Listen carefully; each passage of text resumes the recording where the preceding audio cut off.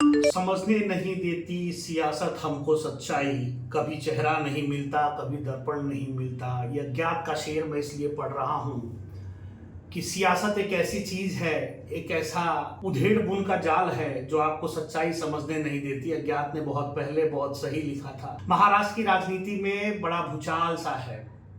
ऐसा लगता है कि एक तरफ पूरी शिवसेना शिंदे गुट अलग हुआ, बीजेपी दुश्मन बनी बैठी, और इधर अलग तड़क पड़े उद्धव ठाकरे थे। इंडी गठबंधन चल रहा था, तमाम पार्टियां एक हुई थी। शरद पवार से उम्मीदें थी, लेकिन अब लगता है कि शरद पवार भी उद्धव ठाकरे का खेमा छोड़ेंगे।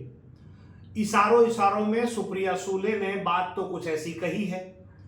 अब राजनीति के जो जानकार हैं वो इसे समझते भी हैं। नहीं समझने वाली बात यह है कि आखिर अब उद्धव क्या करेंगे, जो किसी के समझ में नहीं आ रहा है। विवाद इस बात को लेकर है। इस खबर को मैं बहुत सादगी से और बड़ी शांति से आपको समझाने की कोशिश करता हूं, क्योंकि आप पिछले एक दशक से आप राजनीति का खेल देख रहे हैं। खेल में आपने ये भी देखा होगा कि कैसे होटलों में विधायक बंद किए जाते हैं, सांसद बड़ी बड़ी बसों में जाते हैं, फोन छीन लिए जाते हैं, गुट बड़ा बनाया जाता है।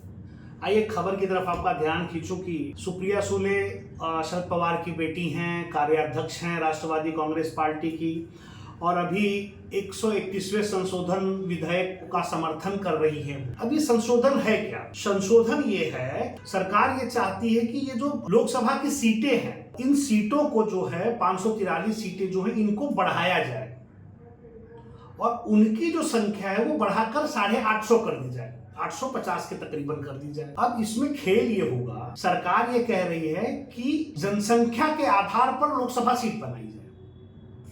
जिस इलाके में जितनी बड़ी जनसंख्या है, एक एग्जांपल कि आप मुंबई के किसी गोरेगांव इलाके में रहते हैं, उसमें अगर जनसंख्या आपकी बड़ी है तो वहां पर एक की जगह 2 लोकसभा सांसद कर दिए जाए।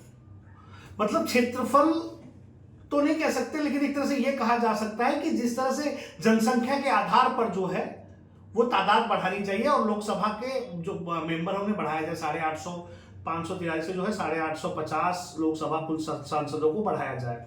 बढ़ती जनसंख्या के अनुरूप जो है ये सुनिश्चित किया जाए, जिसको लेकर के सुप्रिया सुले ने अपनी मर्जी जाहिर की, जिसको लेकर के शरद पवार ये कहते हैं कि दक्षिणी इलाका है, दक्षिण भारत है, वहां के लोगों का विशेष ख्याल रखा जाए, वहां क्षेत्रफल बड़ा है, उस तरफ ध्यान दिया जाए। तो कहीं ना कहीं ये जो सारी बातें हैं निकल के आ रही, ये है कि इस बात के इस समर्थन से बीजेपी, शरद पवार और सुप्रिया सुले जो बीजेपी को इसमें समर्थन दे रहे हैं, जिस बात को लेकर के हो सकता है कि उद्धव ठाकरे का जो गठबंधन है, उद्धव ठाकरे का जो मन है वो विचलित हो रहा होगा कि कहीं ऐसा तो नहीं है कि ये गठबंधन जो है, ये आखिरी जो उम्मीद बची है शरद पवार वाली, जिसका वो दम भरते हैं कि कुछ लोग इंडियन ग्रुप में हैं और इंडियन संगठन में हैं और वो लोग उनके पास रहेंगे, वो अपना पलड़ा बदलकर बीजेपी में चले जाए।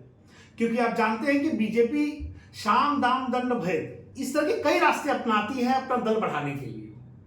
कहना मैं इस बात को कह सकता हूं क्योंकि पिछले 1.5 दशक से मैं इस राजनीति को देख रहा हूं। तो जिस तरह का माहौल चल रहा है, तो हो सकता है कि शरद पवार, सुप्रिया सुले बीजेपी को समर्थन करें, और हो सकता है कि इस बात यह एक इशारा हो बीजेपी के समर्थन में, क्योंकि आप जानते हैं जब दल बदलता है तो पहला नेता का विचार यह आता है हमारे विचार नहीं मिल रहे थे, इसलिए हम अलग हो गए। हो सकता है कि इंडिया ग्रुप से शरद पवार अलग हो जाए, उद्धव ठाकरे फिर अलग थलग तो ही हैं, अब बिल्कुल अकेले हो जाए। इस तरह के कई कयास लगाए जा रहे हैं। देखना दिलचस्प ये होगा इसमें सुप्रिया सुले अब अपना कौन सा पत्ता खेलती है। नमस्कार।